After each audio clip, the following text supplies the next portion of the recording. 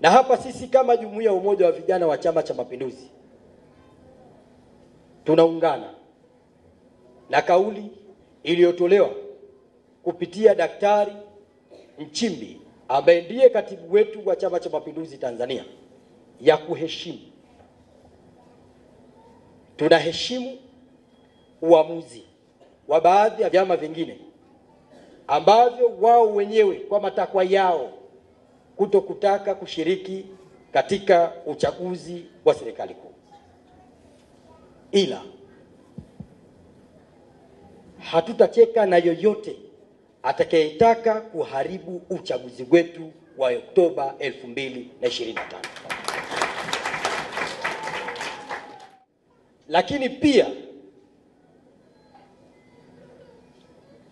watatuona wabaya watakaotaka kuharibu